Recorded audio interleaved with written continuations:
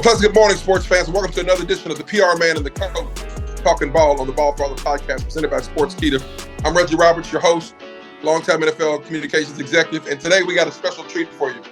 One of my longtime former associates, we sort of cut our teeth together in Austin. He resides and has done sports for 30 years on television. He currently is working in Tyler, Texas, the hometown of Super Bowl MVP Patrick Mahomes. Ladies and gentlemen, say good morning to the incomparable Dr. Micheal Coleman.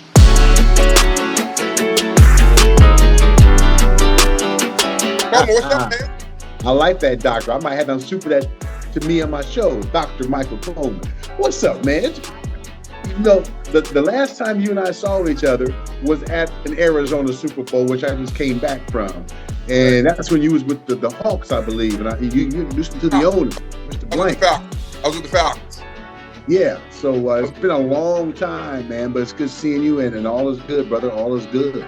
Man, listen, we were just talking offline here, man. You know, you looking good, brother. We were babies back when we cut our teeth. Yeah, we were, man. Now we got grown kids and gray hair or no hair, as it might be. And my ball caps, I got none either, so we're all good. Well, I had the facial stuff for a while back when I decided when I hit that mid-60th thing, you know what, let me get back to looking like I was 18 again. And it works out. I put it this way, no longer do I ask, do you have a senior card when I'm at the grocery store? Because now you have one. You're that, but now I'm legit, right? Well, I tell you what, man, we're gonna get into some of this NBA coverage and kind of talk a little bit about. I just kind of want to recap. The All-Star game was this weekend in Salt Lake City, and I didn't watch a whole lot of it. And according to the ratings, neither did very many NBA. Yes. I mean, exactly. the Reds were in the total. I saw something yesterday on MSNBC on their business app, and they were talking about how bad the ratings were. They said the ratings for this year's NBA All-Star game were the worst since 2000. And as a matter of fact, here's the one stat that sort of jumped out at me. It said that the Pro Bowl coverage, which was minimal, was more than the NBA All-Star game. So, the powers that be in Adam Silver's office have a lot of work to do as far as trying to revamp that game. I saw a little bit of it. If you watched a little bit of that game, it really was unwatchable. It's like the Pro Bowl used to be. It was unwatchable. Right. Nobody playing defense stuff. Well, yeah, because I read the same thing you read or something similar. The viewership was down 25%, and you would have thought that would be impossible because the last few All-Star games in the NBA ain't been that sweet. I mean, when I think All-Star, I think all around. And all they did was shoot. There was no defense in that game. And I'm thinking back in the day when, at our age, growing up, we were kids and teenagers, you think JoJo White wouldn't play no defense in an All-Star game? You think about those cats back then who brought it. They brought it every night, All-Star game or regular season game. So I think my thing is they need to build it differently. They need to promote it differently. I mean, hey, come watch the All-Star game where they take tremendous shots. And, make the promo fit the game and what it's going to be. I think that takes some of the expectation out of it because I was thoroughly disappointed. But let's face it, man, we shouldn't be surprised to see this is where the NBA All-Star Game is. Although I've said in the past, I thought the NBA did the best job of an All-Star weekend. The game aside, I mean, you needed a guy from the G League to hype up the slam dunk contest. No question. No, a guy who's played 2 games. We're talking about Matt McClung for the Sixers. Guy who's played 2 games and basically stole the show in the dunk competition. I mean, completely stole the show. That might have been, in my opinion, the highlight of the weekend. But it was. They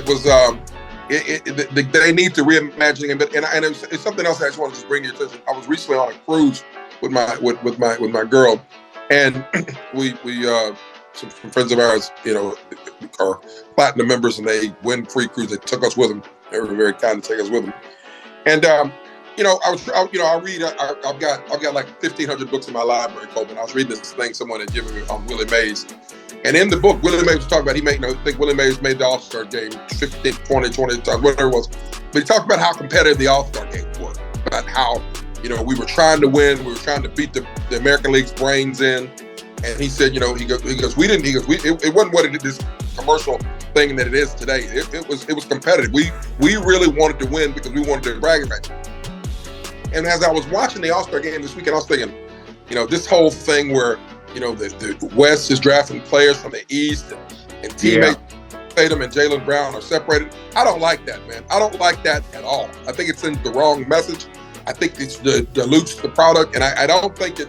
I think the East All-Stars should be playing against the West All-Stars. The West All-Stars should be playing against the East All-Stars, and they should leave it the way it was. Well, they're trying to reinvent the wheel. And I think part of the problem, and I think this applies especially in the NBA, but the NFL as well, they all boys now. But they all don't have a chip on their shoulder when they come up against one another. Because they were on a cruise together. They hung out with them and their ladies. I mean, it used to be a time where cats who were on the opposite teams to one another, they didn't kick it like that.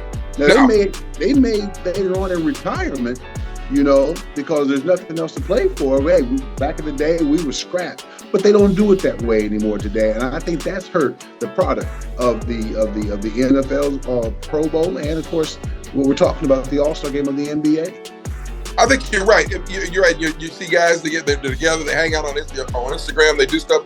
It wasn't like that. I mean, guys would see each other back in the day when Willie Mays was playing. They see each other in the offseason. They may do a clinic together, or they might do some sort of interaction at a Boys and Girls Club together. But none of this hanging out and friends. We were enemies on and off the field, and I think that gave the game a certain amount of edge, and it gave the game a certain same amount of competitiveness, and obviously, based on the ratings, the fans obviously agree with us because the ratings are in the toilet, and it wasn't. And let me throw another layer into this. AAU ball. See, that team ball, when they're young, when they're teenagers, they've known each other for 10 years, they don't harbor any competitive or rivalry factor because they've been playing team ball together, or they know one another, they have the same agent, all of that. And I don't know about you, but the business I'm in, it's about ratings, and that being television. I host a high school football show on Friday nights that does tremendously well with ratings numbers. And my point is, what show do you think comes back to the network with a 25% drop-off from the year before? That's not the NBA's problem. That's the television. The NBA people got their money. They've got their money, and but they want the right kind of eyeballs. And I'm gonna see how they dig their way out of this, because you can't throw. Like you're talking about the team LeBron, team Giannis. Where the hell did that come from? Right. I mean, I want the East-West. That's how you vote. That's how you vote. You vote East-West. That's correct. That's exactly right. I want East. And the other part, think of it back in the day when Clyde Frazier was playing, when Earl the Pro was playing, when Dean the Dream Member and all those guys were playing, Willis Reed. Do you think Willis Reed and Wilt Chamberlain was people? They weren't people. They weren't friends. Oh man, but that made the finals just so much interesting. What was Wilt gonna do? The fact, I can still remember watching that grainy footage from the Garden with Willis Reed, when Willis Reed in Game 7 limped out there. The place went crazy. And you think of it now, you think, okay, everybody's friends, we're all buddies, we got the same agent.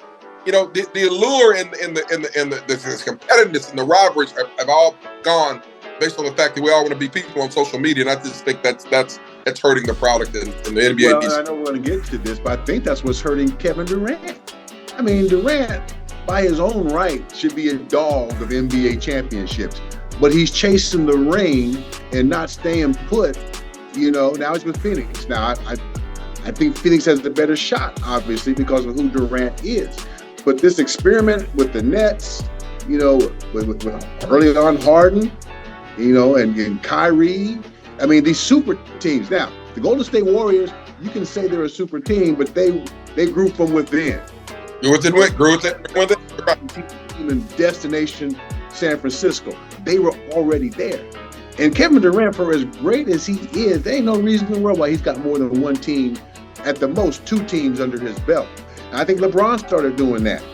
I think they all, just like when he chose not to do the slam dunk. Right. That's the cool thing to do, not the slam dunk. And that's why the slam dunk is where it's at today. Right. Well, you know what? Let's move on. Let's talk about the second half of the season and what we think is going to happen. I mean, from wire to wire, from right now, from the start of the season till right now, you know, the Boston Celtics have been the most sexy team. You know, they started the season with a little controversy with the situation with the coach and the young guy placing him, and there are all these question marks surrounding how well Boston. You look at it. You know, Boston's got a guy who, in my opinion, should now become a very more prominent part of the NBA MVP conversation in Jayson Tatum. Averaging a career at 30.6 points a game, shooting a true 608 from the field. And he's paired with Jaylen Brown and Malcolm Brogdon and Derek White. You know, they got Al Horford. I mean, this team right now to me is the best team in the NBA. I like the way they play. I like the dog in them. I think the coach deserves a lot of credit for keeping that whole team together because, again, they found out a week to 10 days before training camp starts that the guy got up to the finals the last year wasn't going to be there for some stuff that we don't need to talk about. But that's tough when you find out your floor general, your floor leader, the guy who got you to the finals, is not going to be there, and then you bring a new guy in, or not a new guy, he's one of the assistants, but you hear a different voice, and you start the way they start. They play pretty well, and I think they're the odds-on favorite to get to the finals from the East. Well, definitely kudos for how they've transitioned from the controversy, which really, I don't even know why that controversy became publicly known. I really don't know why that happened like that. And, you know, it was an embarrassment for Miss Nia, you know, and she had to deal with that. And she's a star in her own right, you know. But no, hey, Boston, they're sweet. I mean, they're a sexy pick, man. They are a sexy pick. They picked up the pieces. They haven't looked back. But I just think it's going to be tough for them in the East. If they land in the Eastern Conference Finals, which the odds are they are, I got them facing the Bucks. Yeah. And Giannis has a pretty good career against the Bucks. I know he's got some ligament issues right now off the end of this All-Star game, but he's gonna be just fine. He's a dog. When it's time to suit up and lace up, he's gonna be there. But I like seeing the teams in the East, because let's face it, the East has been getting slammed for the last few years because the Warriors and stuff like that. But I do believe it's going to be the Celtics. It's going to be the Bucks in the ECF. But I got the Bucks coming out on top to take on the Phoenix Suns. You know what? We're gonna get to that. We're gonna get to that. You know what? Why don't we just transit? Let's kind of go through the top 5 teams in the NBA power. So the second team we got are the Denver Nuggets. Okay, you know, Jokic, back-to-back MVP, playing at another MVP level. Jamal Murray's coming back from injury. He'll be back. Aaron Gordon's going to be there doing his thing. They've got the Nuggets have the league's best offense and third best net rating, making them the class of the Western Conference with a sizable lead heading to their home stretch. The problem with them is, defensively they're good. I don't know if they're as good as they think they are, because I've watched a few games and I was on the phone with one of my writers who covers the Nuggets. He was telling me the other day, he says they play well when they need to, and they just kind of coast when they just kind of lose focus and they kind of coast. I think 41-18 is obviously a really, really solid record. But but here's what I think they're gonna do what they normally do. I think they're gonna get to the playoffs and they'll wilt. I think Jokic is playing at an MVP level. I'm just not sure that they got enough of a strong enough supporting cast to finish the deal. You seem to think that they do. Well, here's who the Denver Nuggets remind me of. They remind me of who Dallas used to be. I think Dallas has surpassed, what they were. And not just because they have Kyrie. They got Luka, but he can't do it all. We'll talk about Dallas shortly with their new addition. But what I don't see in Denver is when you gotta have it against a team that is strong. Joker can't be the whole guy. No. He cannot be the whole guy. He's got to have a supporting cast that's going to come through on a consistent basis. And I don't think he has that right now. And that's how Dallas used to be. Now, Dallas, with what they've done lately, they've surpassed that, but they're still short. They're still a day late and a dollar short. But no, I mean, and 41 games they've won, and now we're like 20 games left of the All-Star. Yeah. Since the All-Star game. Yep. This stretch run, you're going to see some heated basketball, some great competition, and you're going to see some statements being made. The question is going to be, can you continue making that statement in the postseason? Right. Well, I think that's a great point, and that sort of segues nicely to our number 3 team in the NBA rankings, power rankings this week, are the Milwaukee Bucks. Giannis gets all the headlines, and obviously, he should, because he's a freak. I mean, he is an athletic freak. He's a matchup disaster, matchup nightmares from a defensive perspective as who he's going to guard him. But I think the guy that sort of makes them go, and then they missed him last year, was Chris Middleton. When they got him going, he's playing good. Kind of a go-to scorer, can shoot it, can put it on the floor and go to the rack, can shoot it. But the guy that's made him better this year so far is the defensively, they're the second-ranked defense in the league. Drew Holiday's made him look better. They got the guy who doesn't get any attention is Brook Lopez, who I met when I was working at Disney down here in Orlando. A guy who's 7'2", 7'3". I mean, he's an intimidator in the paint. He's gonna make you think twice about coming in the paint and trying to attack the rim. So I think he gives them a presence, a defensive presence, which is what you need in the playoffs. Exactly. See, it's like when you are in the postseason, you need to fasten your seatbelt, because the defensive prowess of the Bucks, and Giannis does take up all the oxygen in the room. There's no doubt about it. But I think they get somewhat underrated when it comes to their defense, because we're talking about putting points on the board, and we're talking about guys that are aggressive offensively.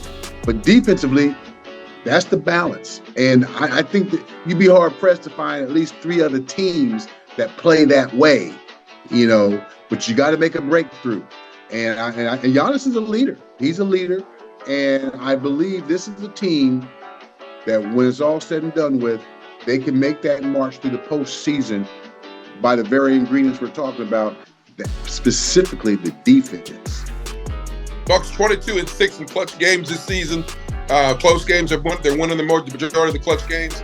They're playing really good on defense, so you'll look for them to make some noise later on in the as we get a little bit closer to the playoffs of the NBA's 2023 season.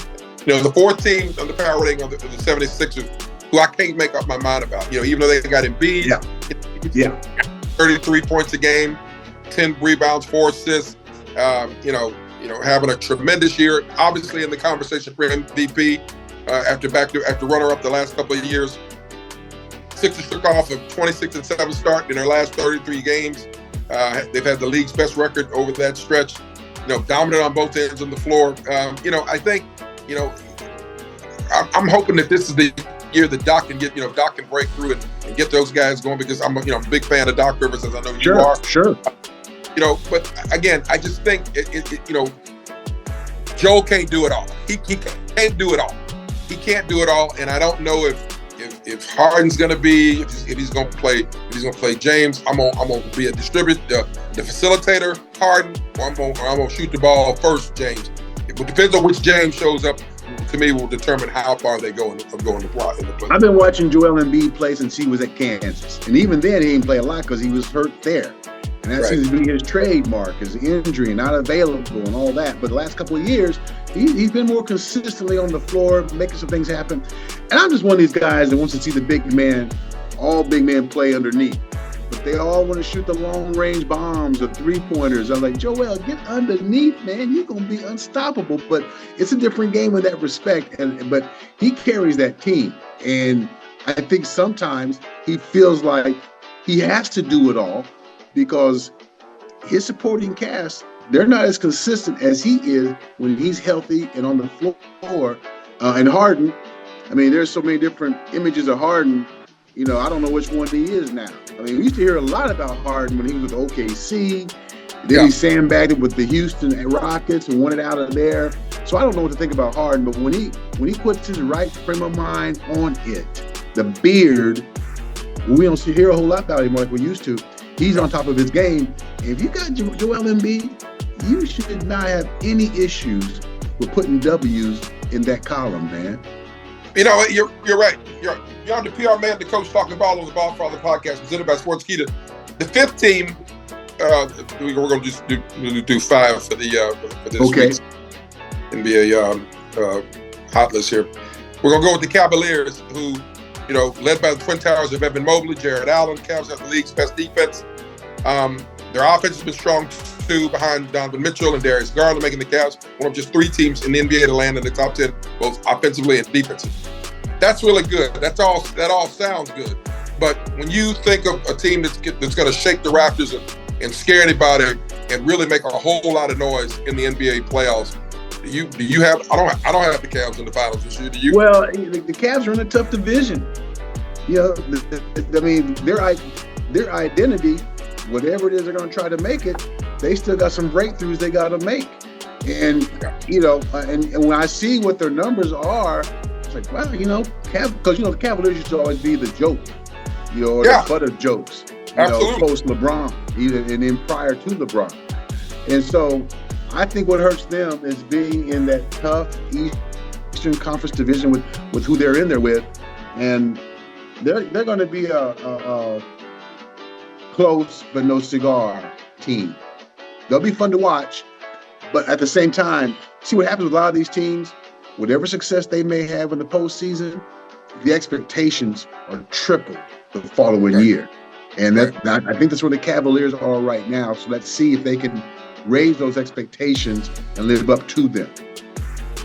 Well, let's switch subjects just a little bit. We're gonna go a little bit to your home state, specifically where the Dallas Mavericks play, and let's talk a little bit about the marriage of the new dynamic duo with Luka and Kyrie. I mean, when it happened, I mean, everybody was excited. I mean, my phone was ringing, Twitter was blowing up that, you know, Mark Cuban had acquired an 8-time All-Star guy who's brilliant of an offensive creator as there is in NBA, averaging 23.3 points, 5.7 assists, career averages in the NBA in 12 NBA seasons.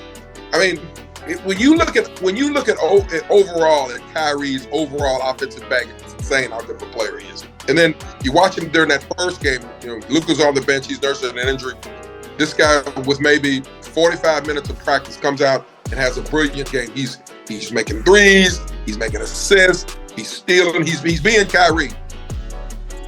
What are your thoughts on the fact of this really working and this beginning to be able to really gel in the final 20, 25 games of the season?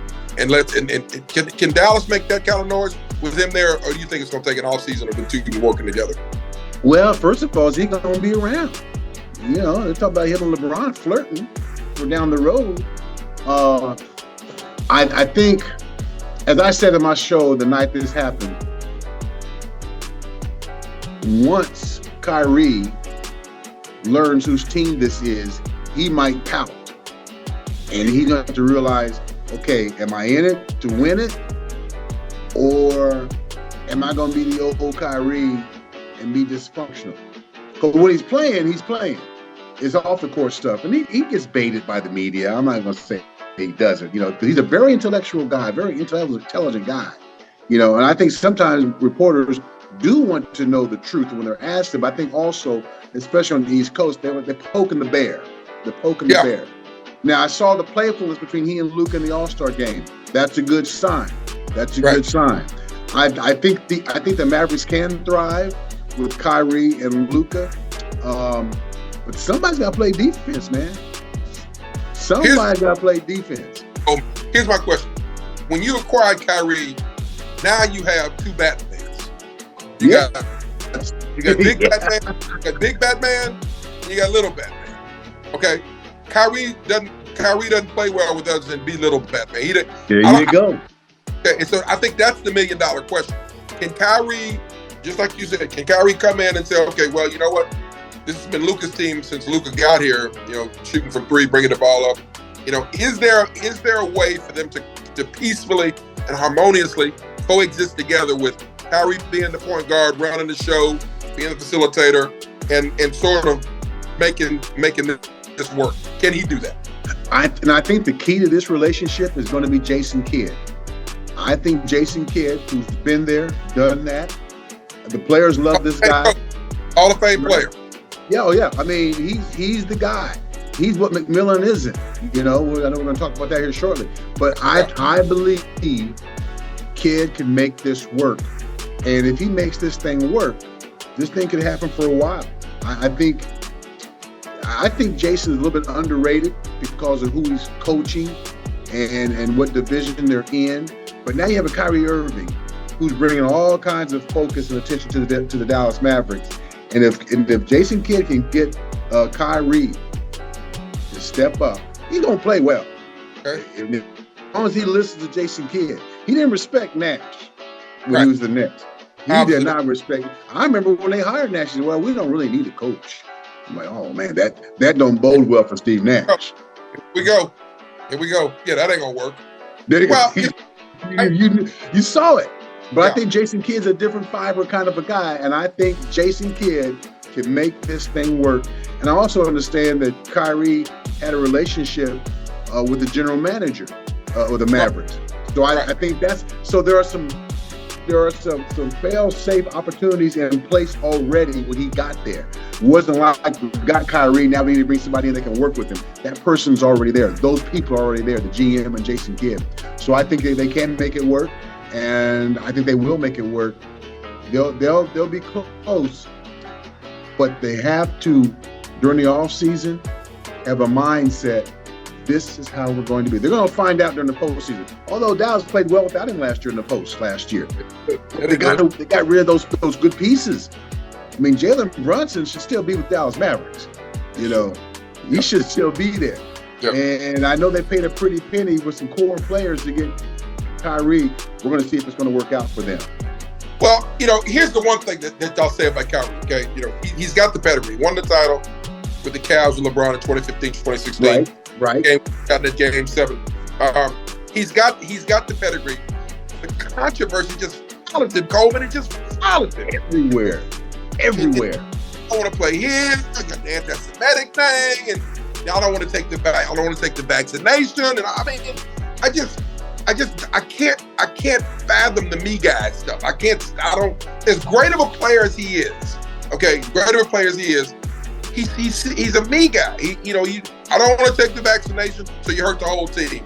Then you get involved with this anti-Semitic trash.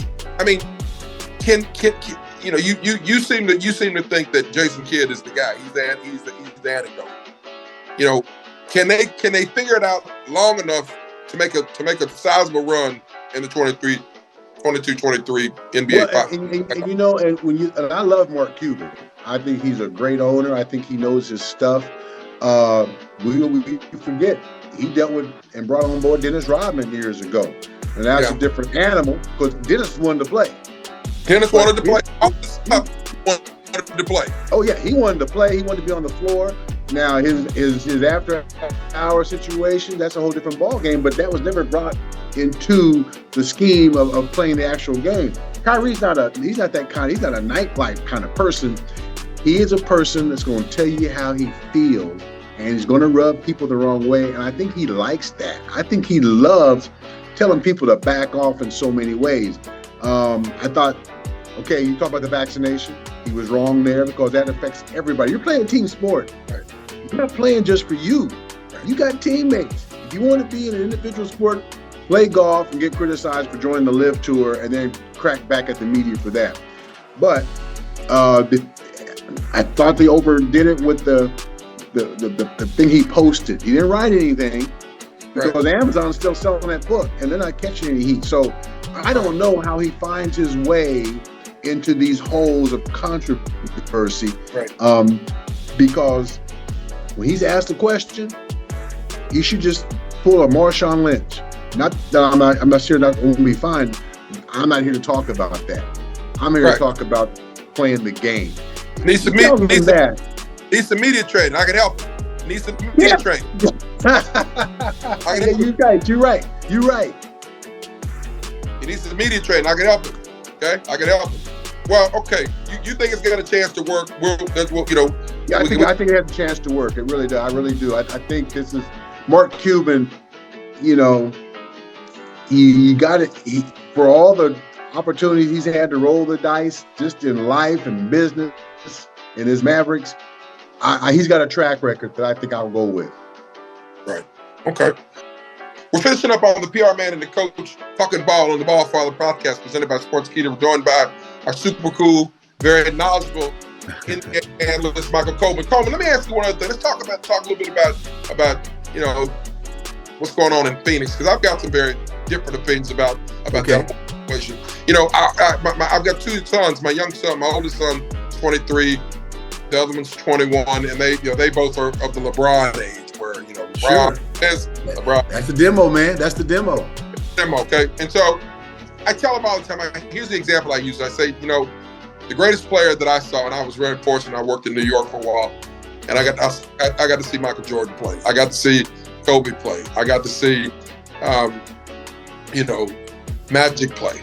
Got to see Bird play, and as you have, and my standard is 6 finals, 6 championships, 6 rings, 6 MVPs, and he didn't go build a super team. He didn't go recruit. He didn't say, okay, well, I want out of here because I want to go play with this guy. You know what? I don't like the way the coach here. I want to get the coach fired, and I'm gonna go get this guy. Michael didn't do any of that. Whoever they drafted, whoever they got, I'm sure, Michael probably was Jerry Krause there saying, we need this guy and all that stuff. But he didn't go out and actively go out and try to build these super teams like guys do now, okay? So I've said that to say this. I'm excited for a couple reasons to see what happens in Phoenix with regards to KD going out to join Chris Paul and Devin Booker and TJ Warren and DeAndre Ayton. I think that makes them the odds-on favorite to get to the finals from the West. However, as good a point guard as Chris Paul is, as good of a role player as TJ Warren is, as good as a 2 as Devin Booker is, as good of a big man as DeAndre Ayton is, it takes time to develop that cohesiveness. It takes time to develop that chemistry. And I don't know if 20 games is enough time for everybody to sort of understand how we all play, to put it all together to make a deep run into the playoffs. What's your thought? You make a good point, because when you resort back to the Michael Jordan era, the respect he had from management, let's put pieces around Michael. Let's help him be the greatest he can possibly be. I don't know if they saw what the end result was going to be. I don't think they had that kind of vision, but they knew, hey, we'll give him a shot. And he took the ball and ran with it. Now, when I was in Phoenix for the Super Bowl, you probably know they were a very strong radio sports program there, and in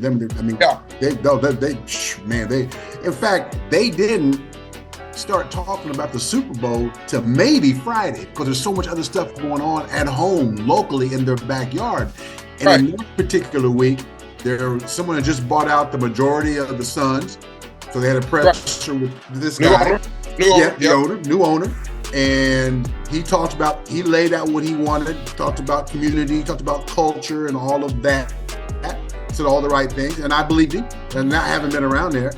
And then days later, boom, they got KD. Now you talking about an owner who just took over, making an immediate impact the way this guy has. And so that's all they were talking about until Saturday. Then they start talking about the Super Bowl. But I just think, with KD being there, because he's not controversial at all. No. He just wants to play ball, but there's just something about him. As I said, to be as great as he is, don't be globetrotting other teams, man. You the team, you the guy. They should be coming to you, and that's something he should be coming to him. Him not going to them. And you just nailed it. Because here's my take. Here's what I think. You got a guy who's 6'11" and can shoot and can handle it like Steph. Okay. Yes. Yeah. He is a matchup disaster for everybody. He's a matchup disaster. Okay. So if you're drawing up your game plan to beat them, okay, you're gonna try to so obviously you say, okay, we got to take KD up. Okay. All right. What are you gonna do with Chris Paul? He'll have 20 points and 30 assists. What are you gonna do with Devin Booker?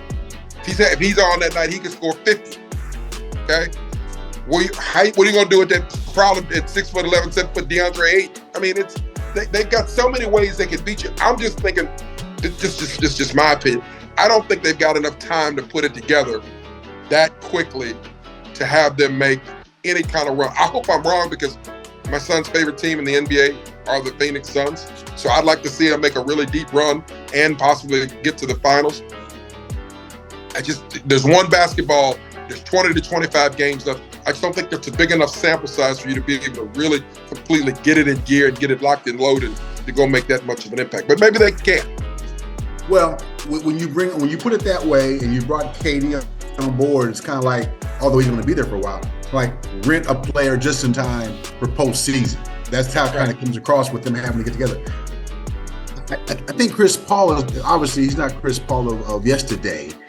And the reliance they had on him when they were in the finals, he hurt his shoulder, this or that, that kind of stuff. And then Booker takes a hard fall. And then when the headlines is, can so-and-so come back and so-and-so be back in time and help them regroup. That's what Durant's going to be. He's going to be the glue. He's going to be he don't talk much. He don't got to talk much. Just go play. And I think we're going to be, I'm going to say be surprised. I think we're going to be somewhat understanding of Kevin Durant because he doesn't get criticized like Kyrie does when he goes from one team to the other. In all honesty, he should have stayed with the Golden State Warriors. Correct. That was the ticket right there. Dude, what are you doing? Why are you leaving? Right. Yeah. I think he left because there's too much star power there. The star power is not as heavy in Phoenix as has been where he's been on two teams that have won. Right. So he can be that guy. Again, he's not vocal about it. No. He's got to be the most quietest superstar in the last 10 years. So let's face it, if you a bad boy in the NBA, you pound your chest and you let the world know all about it, in your own kind of way. But he don't do that. So I think he's found a home. I think he's going to settle in. You do make a good point about the cohesiveness. Can you gel in time for the post?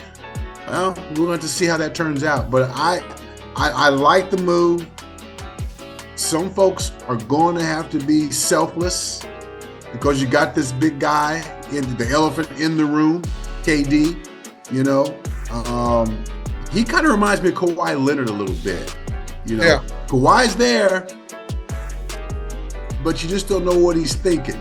He'll play his butt off, but then there's the I'm gonna sit out tonight. I don't feel like playing tonight, which I think is another issue that's crazy in the NBA because the NBA don't have that. The NFL don't have that portal management. No. They ain't got that. You got a sprained ankle. We're gonna tape it. We're gonna shoot it, and you're going out there and play. Right. Well, here's the other thing that I think that they got working for. You made a really good point about how KD has changed teams and hadn't really received the brunt of criticism the way Kyrie does or has. I think the perception is KD plays nicer with others than Kyrie does. Yeah.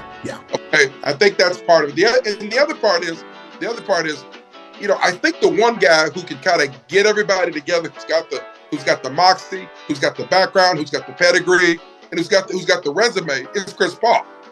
I think on the floor he can kind of, he can sort of, like you talked about, being a glue guy. Yeah. He's going to let ego take over what he feels is a really good opportunity for them to go and make some noise. And I think that KD's ego isn't, and his personality isn't as truculent as Kyrie's is. That he'll come in, let Chris Paul be the point guard and just sort of take direction, and everybody kind of figure out what their role is and get it. And if they do that, if they can all kind of somebody come together and say kumbaya and get together, it could be ugly. I mean, they could be like a hurricane through a wheat field going through the playoffs because talent-wise, they got it all. They got a strong bench. The coach is good enough. Yes. Coach is good. They got a strong bench. The coach is good enough. Chris Paul can get them going.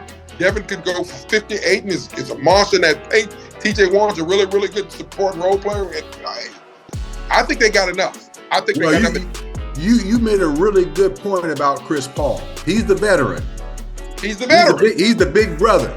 So he's gonna know better because he has seen teams and he has been on teams that should have won, but for whatever reason they didn't. But this is his team. This is correct. his team. He's the leader. He's the general. Right. And they're gonna follow him. And I don't know what kind of interaction these two have had, KD and Chris Paul, prior to now being teammates. But again, KD is not a disruptor. He don't come in moving the furniture to the other side of the living room. He's just like, okay, what do you need for me to do? And Chris Paul's the right kind of guy to say, hey man, here's what we need. And if you need more, you let me know. Because he's not going to be too ego-wise, Chris Paul, to say, time out. This is my team. That's not his style. No, and so I think this is where veterans, in addition to their type of play, is their type of brain where it comes in. Because, when you're a young buck and you're playing ball, you play college ball, I play college ball, and you think you know it all. But by the time you're a senior, you see a lot of yourself in those young freshmen or those sophomores who haven't got much playing time. So now you're being counted on by the coach. Take so-and-so under your wing, calm him down a little bit. And, just because you can do some things I can't do because I'm the coach, I'm the man. But the players can definitely get across a message to the incoming player or the younger player. Right. I think it might be the coolest dynamic set of players that come together, right before the All-Star break that we've had in the last 15 to 20 years. I think it's good. I think fans, if you follow basketball, if KD gets these guys somehow to the finals, I think the ratings will go up dramatically, because I think KD has that Q quotient, that Q rating where people follow it, that think they follow it, that they like his game. Remember, and I'm gonna tell you when I fell in love with it. He played 1 year at Texas, obviously. I'm gonna tell you when I'll tell you when I fell in love with KD. I'm a real big US guy when it comes to international basketball. And I forget who, I think it might have been, we were playing against Spain, the United States playing against Spain, and it was looking bad for us. I mean, we'd fallen a little bit behind, and KD put the US on his back and was making threes. I think the Olympics, I forget where they were that particular year. But I remember watching, I was sick, I had the flu, I was in the house watching it, and he put the US on his back and scored, I forget, it was 30, 40, threes, setting screen. And he does it quietly. He does it quietly. Wasn't none of this. He just said, you know what, we don't lose international basketball games. We're the United States of America. I said, okay, I can work with him. I can work with him. When you talk about him that way, to me, the demeanor I'm remembering is Larry Bird. Exactly. Larry Bird. Exactly. Larry Bird. He's just a taller, thinner Larry Bird. Yeah. He plays his game. Plays his game. Then you look at the box scores. I remember when I was in SIU and Larry was at Indiana State, I saw Larry play. They came in, they were unbeaten. They won by 1 point. And I was like, who's this Larry Bird guy? Man, look at the box score. He scored like 35. I'm like, when did he score 35? When did this guy score 35 points? Because he did, according to the box score here. So that's who he has, that demeanor.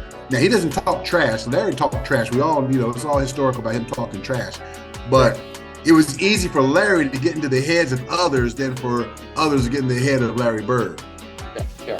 It'll be, to me, this is the dynamic that's going to be the most interesting to watch as we sort of, head to that post stretch of the players. We're finishing up on the PR Man, the coach talking about the BallFather podcast presented by Sportskeeda. We got 2 topics left, Big Dog. We'll put you on the spot here. MVP race for 2023. Who you got? Man, I've been thinking about this off and on the last 2 days when you told me what we're going to be talking about. I mean, the odds are the Joker. Yeah. But I want Tatum to get it. That's true. I want Tatum to get it. And, if the All-Star game is any indication, in this last stretch of the NBA. 55 in the All-Star game. 5-5. Which is hard. I mean, when you think about who's playing the All-Star game, we talked about them, including Wilt Chamberlain, Mike, Kobe, and he's got the most.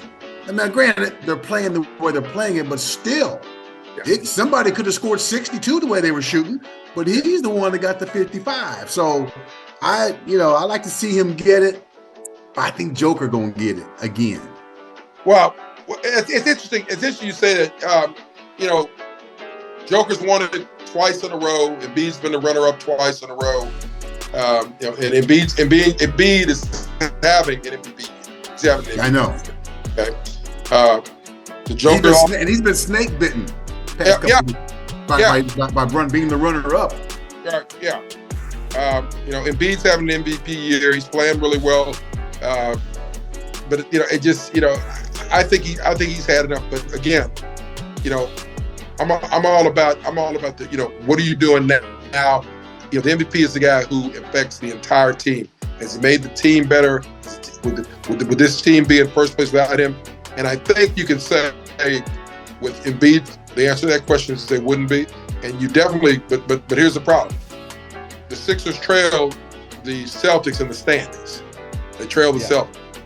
And if you look at overall, you look at all the points, how Tatum makes everybody on the floor better, his demeanor, how he plays night in, night out. I mean, he's as good a guard is. And the way he plays is just so smooth, and he doesn't really say a whole lot. He's not real vocal. He's made Jaylen Brown better. He's made Brogdon better. He makes everybody on that team better. And to me, when you can do that and be a superstar, that spells MVP. So I think my pick is him. He and Brown were on opposite sides, opposite teams in the All-Star game. Right. But they were the most competitive players out there. Correct. They were squaring off one-on-one isolation. The focus was on those two guys. So yeah. So I think it's gonna be Joker, but I wouldn't mind it being Mr. T. All right, last topic. Who you got? NBA Finals prediction. I got Celtics. I got Celtics Nuggets. I got Bucks Suns. I'm gonna go with that. Bucks Suns. Bucks Suns. So mark it down on this date, the 23rd of Feb, and let's see where the chips may fall. So now I'm gonna do is really pay attention to these two teams down the stretch, so I'm gonna be able to talk to you about that when we meet up again. I think it's one of those things where I like the Nuggets. I like what they're doing. I think they've got a really legitimate chance. And the Joker plays different. He plays a different game. I mean, he can play in the paint. I mean, he's like a lot of the European players. He's a little bit of a freak. He really is. But I just think with the Celtics and their bench and the way they do it, I'm thinking this might be Jason's turn to be the. Well, I will say this, and you alluded to it earlier, or you talked about it, the way the Celtics have happened, the early season controversy, which didn't involve any of them. No, it wasn't the players, it was the coach, and even that somewhat questionable because. An office affair happens every day. Just ask TJ and Amy, right? I mean, Good Morning America. Listen. We don't need to get into the details, but you're right. We got two consenting adults. Yeah. Why that was made public, who made it public? I don't really like that. I don't like that. That's right. But I do admire the way the Celtics have come through it. I like the way they started. How the young coach kind of brought everybody together. Well, you know what? He may have backed himself into, Coach of the Year. Could be. Under those circumstances. Right. You find out 7 days before camp starts that you're going to be running 7 days. You at the mall getting your shoes fixed. Yeah. And right. And you pick up the last minute stuff for the road for training camp, and then you get a call. Hey, you to come to the office. You about to become the coach. What? That's like 2 years ago. Justin Herbert finding out he's starting against Kansas City 10 minutes before kickoff. Because Geno Smith had something happen that the trainer did, the doctor did, with his lung or something. But he performed. He did, and he performed because he didn't know what he didn't know. And that's the same thing for what's his name? The Celtics coach. What's his name? When he was told that. He didn't have time to think about nothing, man. Just go out and play. Just go to work. Just go out and work. But it's interesting. It's interesting. I think the job that Andrews has done has been really, really phenomenal because that's hard to manage those egos, to sort of know that you're going to go in to be your role. You're going to do your role, and then all of a sudden you find out you're sitting in the big chair. That's tough. It's hard. It shows moxie on his part. It shows preparation. It shows that he knows that he's been, sitting there and learning as an apprentice and put it together. And but then I heard somebody say this. Someone said this. Well, if I was coaching Jayson Tatum and Jaylen Brown and Al Horford, no, it's not. It's a little bit more complicated than it's a respect. Oh yeah. And of the X's and O's, it's a little bit more complicated than people give it credit. I mean, this is big. That's like when I lived in New York and Joe Torre was managing the Yankees. Now, Joe Torre wasn't teaching them how to play. He was managing egos. Correct. He was managing the A-Rods, the Derek Jeters, and guys like that. He knew how to play them. And they in the big leagues. They must know their stuff. But I'm dealing with this, and he did it better than most. Four championships in 5 years, and I don't know if you know the 27 on that COVID. We got. I see it. 27. So I saw them win 26. Yeah. Yeah. I was there. I lived in New York. We might have been there towards the. I was there from 1990 to 1997, and I went to every time they made the World Series. I was there. And there's nothing like the Yankees. I've always been a fan of the Yankees. I'm a Kansas City guy, but there's something about them pinstripes, man. And the history that goes with it. I'm just a little off the cuff here. My girl was at the doctor's yesterday, and her doctor is from Boston. So he walks in, he sees me. I got my other hat on. He goes, "Oh God, Boston?" He goes, "Yankee?" And I said, and nobody says that except I didn't even know the guy was from Boston until I said, "You got to be a Red Sox fan." And he was talking. He goes, I love the way the Yankees go about their business. I mean, I'm such a geek. I'm going down to see him. I'm going down to see him practice this weekend. I'm driving down to Tampa to see him.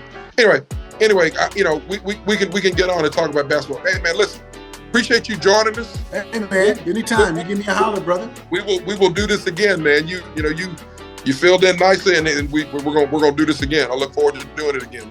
Good holler, man. You're looking good, man. Looking forward to seeing you in person one of these days. Need to push back from the table a bit more. We're gonna work on that. Okay. We both need to, man. We both need to. Can't wait to eat. I'm in Texas, man. That's all they do around here is eat. Barbecue. I'm gonna get down there to check you out, man. My girl and I bought an RV. Okay. We did 80,000 miles on our RV last year. Really? And, and we're gonna come to Texas. We matter of fact, I was in Texas. I was in Texas for a little bit. I'll call you. We'll talk about it offline. But I had to be there for a little bit with my nephew. But we'll come check y'all out in town. All right, Warhawk, which was my mascot in junior high. I ain't never seen or heard any other Warhawk, but what you wearing right there. And my ULM, my son is going to school there, and he works for the basketball team, and he's getting his grad degree, and we're going to go see him down there they're in the Sun Belt Conference tournament this weekend. Next week, I'm sorry, this weekend in Pensacola. So we're going to drive up, have dinner with him on Monday night, watch him play on Tuesday, and come on back. Well, that's not the way to push from the table if you're going to Louisiana. I know. We're going to Pensacola, actually. Pensacola. All right, my man. I'll holler at you. Take care, B.